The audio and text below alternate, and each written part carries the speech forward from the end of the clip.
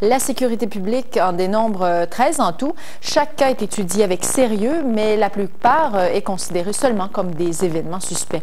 En fait, un seul cas, celui survenu le 14 janvier dernier, s'avère être, selon toute vraisemblance, une tentative d'enlèvement. Ce n'est pas un hasard si autant de parents viennent chercher les enfants à l'école. Les récents signalements relativement à des tentatives d'enlèvement font craindre le pire aux parents. Jusqu'à maintenant, 13 événements suspects ont été signalés au service de police de Trois-Rivières. Le service de la sécurité publique valide chacun de ces informations-là. Maintenant, le seul événement pour lequel on peut dire où il y a eu vraiment contact en parole entre un individu et un enfant, c'est celui qui est arrivé le 14 janvier. C'était le 14 janvier dernier. Un garçon avait pris les jambes à son cou lorsqu'un individu lui avait demandé de monter à bord de sa voiture sous prétexte qu'il devait l'amener voir sa mère à l'hôpital. Depuis, 12 autres cas ont été signalés. Les descriptions d'individus diffèrent, les voitures qu'ils conduisent aussi. Est-ce qu'il se peut qu'à la suite de la médiatisation de tout ça, que les jeunes soient devenus un petit peu plus suspicieux? En fait, tout est possible. On se souvient qu'il y a eu de l'information distribuée dans les écoles, comment cette information-là a été perçue et distribuée, comment les discussions familiales ont eu lieu à l'intérieur des maisons. On ne peut pas présumer de ce qui s'est passé. Ce qui est sûr, c'est qu'antérieurement, au 14 janvier, nous n'avions pas ce genre de plainte-là. La commission scolaire du Chemin du Roi a reçu plusieurs appels de parents inquiets. Plus que de signalements, plus les parents sont inquiets et se questionnent. Je pense que c'est notre rôle en termes de mesures de prévention de rassurer les parents, de rassurer les jeunes. La sécurité publique étudie chaque plainte. Un enquêteur y travaille à temps plein jusqu'à ce qu'une piste claire soit trouvée. Julie Grenon, TVA, Trois-Rivières. Le projet de centrale de cogénération de Bécancour se retrouve à son tour sur la corde raide. Comme le projet du Suroît, celui de Bécancour pourrait être remis en question par l'analyse que doit faire la Régie de l'énergie des besoins énergétiques au Québec. Le gouvernement vient tout juste de confier ce mandat à la Régie en raison de la contestation des projets de centrale thermique. Pierre Saint-Yves, l'analyse de la Régie ne concerne donc pas seulement la centrale du Suroît, comme vous l'avez appris aujourd'hui. Tout à fait, Chantal. Même si le premier ministre Jean Charest ne l'a pas nommément désigné lors de sa conférence de presse vendredi, on sait maintenant que l'étude que va entreprendre la Régie de l'énergie vise aussi le projet de centrale de cogénération de Bécancour. La tâche de la Régie de l'énergie, je vous le rappelle, va consister à analyser les besoins énergétiques du Québec d'ici 2010, justement pour déterminer s'il y a un besoin de construire des centrales thermiques comme celle de Bécancour, comme celle du Suroît. Pour les groupes écologiques qui s'opposent à la construction de ces centrales qui brûlent du gaz naturel pour produire de l'électricité, eh bien, il est clair que le projet de Bécancour doit aussi être remis en question. Voici là-dessus les commentaires d'un porte-parole de l'un de ces groupes écologiques. Il faut absolument que Bécancour et tout projet de production d'énergie soit inclus dans le travail qu'on demande à la Régie. Parce que les choix devront... Bon, premièrement, si on compare les filières, la filière thermique, quant à nous, il n'y a pas que le Suroît, il y a Bécancour qui fait partie de ça, mais la filière thermique est inacceptable. Est-ce que ça veut dire que le projet de Bécancour est en danger? Bien, écoutez, si effectivement l'étude de la Régie de l'énergie conclut qu'on n'a pas besoin de centrale thermique, le projet de 500 millions de dollars de Bécancour risque d'être compromis. Sauf que dans le cas de Bécancour, il ne faut pas oublier que c'est cette centrale, qu'il y a deux usines du parc industriel là, qui se fient sur cette future centrale pour les approvisionner en gaz, en vapeur. Ce sont les usines de Norsk Hydro et de Pioneer. Le projet de Bécancour, il est actuellement étudié par le BAP. Est-ce que le mandat est affecté par l'étude, c'est affecté par l'étude que réalise la Régie de l'énergie? D'aucune façon, le Bureau d'audience publique poursuit son travail. Les commissaires doivent remettre leurs conclusions au plus tard à la mi-mars. Évidemment, c'est à la lumière des conclusions du rapport des commissaires que le gouvernement doit décider s'il autorise ou non la construction de cette centrale. Mais évidemment, le gouvernement va attendre le dépôt du rapport de la Régie de l'énergie. Merci beaucoup, Pierre Saint-Yves. Au revoir. Le décès de Claude Ryan ne laisse personne indifférent. L'ancien chef libéral est décédé à l'âge de 79 ans d'un cancer de l'estomac. Il a appris en décembre qu'il était gravement malade. Sa maladie a été d'ailleurs foudroyante. M. Ryan est tombé dans le coma dans la nuit de vendredi à samedi, puis s'est éteint vers 4 heures ce matin. Ses proches, ses amis lui rendent hommage aujourd'hui. C'est le cas du maire de Bécancour, Maurice Richard. Bien, au départ, c'est un homme d'honneur. Hein. C'est quelqu'un qui semblait austère, qui l'était, je pense, qui était quelqu'un d'autorité. Et pour lui faire changer d'idée, au départ, ça prenait quelque chose. Ça prenait des arguments, sinon il ne changeait pas d'idée. Et je vous dirais, il était assez exigeant pour son personnel que, pour faire de l'humour, à l'Assemblée nationale, quand on voyait passer un attaché politique qui était pâle, tu sais, que tu voyais que tu n'étais pas bronzé du tout, là, puis le dos courbé, il disait « Hey, travaille pour Ryan ». Bien, M. Ryan, il n'a pas deux Ryan, il en a un seul. Et je suis content de l'avoir connu. Maintenant, du côté de la météo, on risque d'avoir de la poudrerie haute. C'est un nouveau terme. C'est un nouveau terme, ça. Et le facteur éolien, on entend beaucoup parler ces temps-ci, effectivement. Mais à travers un ciel variable, c'est vrai que la neige peut tomber, les vents seront présents. Je vais vous donner tous les détails dans quelques instants. Et je vous rappelle que c'est le début de notre promotion Rouler gagnant avec TVA. J'ai une question à vous poser, soyez attentifs. Je vous donne tous les détails à la fin du bulletin, Chantal. Merci, à plus tard. À plus tard. Le présumé auteur d'un vol perpétré la nuit dernière dans une station-service de Shawinigan a rapidement été épinglé par les policiers. Le suspect armé d'une barre de fer venait à peine de prendre la fuite avec son butin alors que la victime contactait les policiers pour fournir une excellente description. C'est ce qui a permis aux agents de procéder à l'arrestation de Christian Lebel. L'homme de 50 ans a comparu aujourd'hui. Il fait face à 3 chefs, dont vol qualifié. Princeville se résigne à voir disparaître plus de 350 emplois. La décision de l'IMEL de fermer son abattoir de porc est sans appel. La compagnie a précisé aujourd'hui que parmi ces 381 employés, plusieurs auront la possibilité d'être transférés dans d'autres usines. Mais pour l'instant, les travailleurs encaissent le coup avec amertume et colère. C'est qui? C'est quoi son nom? Pointant du doigt l'un des hauts dirigeants de Olimel, ces travailleurs exprimaient ainsi leur frustration. Parce que nous, on n'a même pas eu ces gens-là pour nous parler vendredi. Ils n'étaient même pas ici, ces gens-là. Ils nous prennent comme des déchets. Ils nous jettent là, comme des déchets. On a donné nos vies, ça. En tout cas, merci beaucoup de nous avoir parlé, monsieur. Je pense que la direction a pris la chose au sérieux. Olimel est catégorique. L'usine de Princeville cessera ses opérations le 28 mai prochain et pas question d'entretenir l'espoir. Et c'est une décision irrévocable.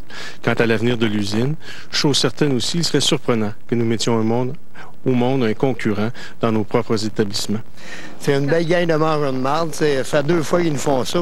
Cette colère s'explique par une impression de déjà-vu. Il l'avait annoncé en 93 aussi, la même affaire, de la même façon. Bon, faut prendre jour le jour, on n'a pas le choix. On va nous autres. On est habitués d'avoir des menaces. C'est de la merde, si tu veux mon avis. Moi, c'est la deuxième que je subis en 16 ans. Mettons qu'on trouve ça ordinaire. À l'époque, Olimel est bel et bien revenu sur sa décision. Mais aujourd'hui, elle réfute toute accusation. Le contexte à l'époque était différent et il ne s'agit pas d'aucune façon d'une stratégie de négociation pour amender quoi que ce soit à la convention collective. Le coup est dur pour toute la communauté de Princeville. En salaire, je pense qu'à Princeville, c'était ce qu'il y avait de meilleur. Là. Non, c'est beaucoup. C'est pour ça qu'on va se battre. Hein. Fini les cours de ski pour les enfants, le camping, il faut annuler. On y va au jour le jour. La compagnie croit pouvoir réaffecter 275 de ses 381 travailleurs. Mario Fortier sera peut-être un de ceux-là. C'est un gros pincement au cœur. Ça me fait bien de la peine parce que j'ai donné une partie de ma vie ici. Mon père a travaillé ici pendant 42 ans. Et puis moi, ça fait 28 ans. Fait que... Un décompte de 4 mois s'amorce maintenant pour limiter au maximum les dégâts. José Cloutier, TVA, Princeville. Certaines opérations à l'usine GLV sur la rue Saint-Maurice sont paralysées par un conflit de travail. En fait, ce sont les 4 employés du sous-traitant TechFab qui ont décidé de sortir les pancartes. Selon eux, l'employeur refuse de négocier quoi que ce soit en vue de la signature de leur prochaine convention collective. Une boîte aux lettres à l'épreuve des chasse-neige, une idée typique d'Aston Junction.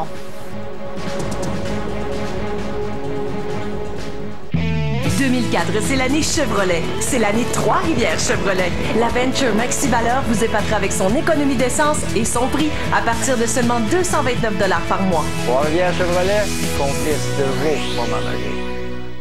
Hey, mon grand-père a inventé un rond de poêleron avec un trou dans le milieu. Est-ce pour les beignes? C'est une bonne invention, mais jamais comme la vente du million chez Tanguay. Les meilleurs prix garantis et des spéciaux partout. Comme ce mobilier de chambre à coucher, régulièrement 939 $ pour 699 $. Une super économie de 240 $. Ou ce matelas Somex réduit de 50 % et la livraison est gratuite partout. Ça, c'est la vente du million. Puis là, mon grand-père, il a inventé un rond de poêle carré pour les toasts. La vente du million. Les meilleurs prix, c'est garanti.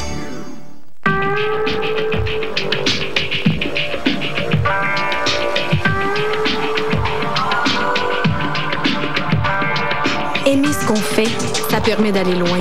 Avec la formation professionnelle et technique, toi aussi, tu peux faire une carrière passionnante. Les cégeps et commissions scolaires du Centre du Québec t'offrent une foule de possibilités. Pour en savoir plus sur les programmes qui te ressemblent, visite le www.monchoix.info.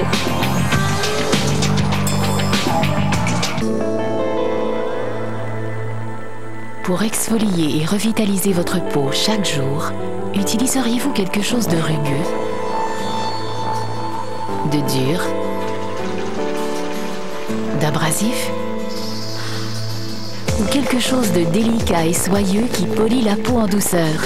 Voici le pain exfoliant Dove avec ses minuscules perles bleues et un quart de lotion hydratante pour redécouvrir une peau fraîche et radieuse chaque jour. 2004, c'est l'année Chevrolet. C'est l'année Trois-Rivières Chevrolet. Venez faire l'essai de la nouvelle Aveo, la petite voiture qui se comporte comme une grande, à partir de seulement 149 $ par mois. Trois-Rivières Chevrolet, complice de vos moments magiques. Cette semaine, à Ultimatum, quelle famille sera finaliste? Les Sauvés, les Giguères, les Bouchers, les Bois ou les Baveux? Qui remportera le tournoi et la cagnotte de 40 000 $? Ultimatum format familial, cette semaine, 18h30.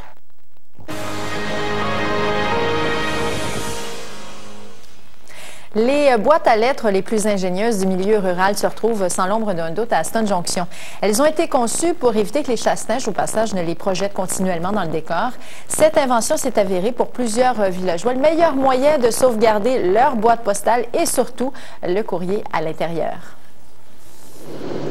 En passant sur le 11e rang d'Aston Junction, on se dit qu'un inventeur de boîte aux lettres est sûrement venu faire de la sollicitation par ici ou encore qu'on veut jouer un bon tour au facteur.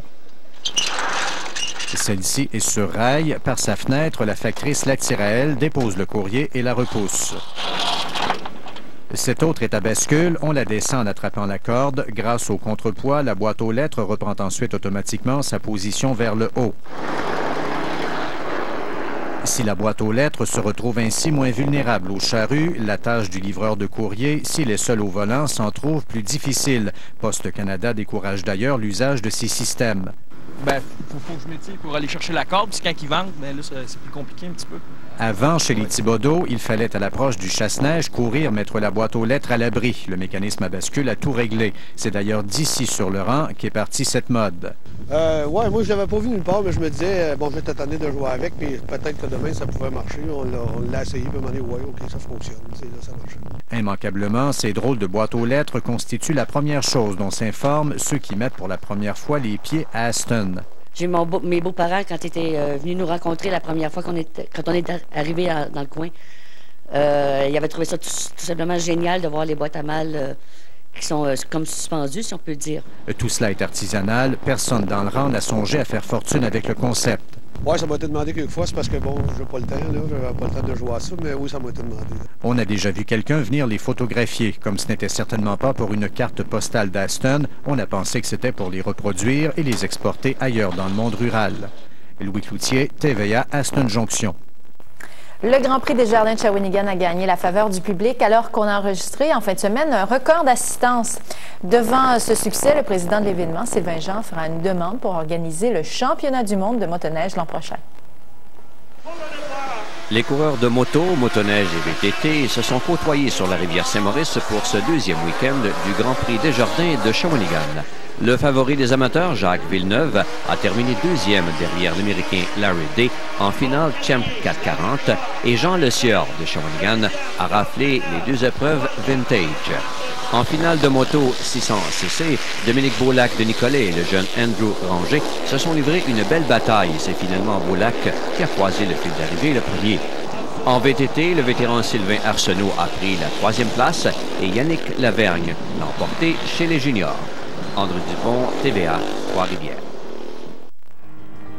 Une entreprise de Masquinongé recherche un secrétaire administratif ou une secrétaire administrative. Il s'agit d'un poste permanent à temps plein. On demande un diplôme collégial en bureautique ainsi qu'une à 2 années d'expérience. Le salaire est à discuter et la personne doit posséder une excellente grammaire française et anglaise. Meubles Désiré vous invite à venir.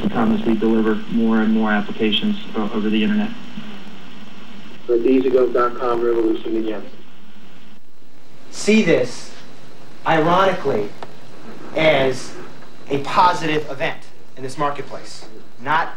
There's no smoke and mirrors in that comment.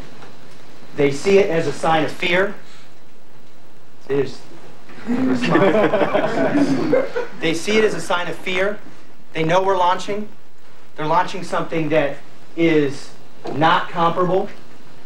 They are following our footsteps. They're using our language. They're using our ideas. And it's okay. Imitation is the best form of flattery. I refuse to lose. I will, there some people in this room who have known me for quite a long time, and I get my fingernails into the wall. You have to drag me away. I will not lose this fight. So hang with me. This is going to be a fun ride. I felt it in my bones. I was trying over the last couple of weeks, tell people that I could feel it's going to get bumpy. That's what happens when you've got a great idea and we're in a big market. It's going to get bumpy. It's going to get rough and tumble. Let's stick to who we are. Before we cheer for Khalil, because... Don't cheer for me. Because I think that his leadership in this kind of situation is what is really going to make this happen. I know that a lot of you feel very differently now than you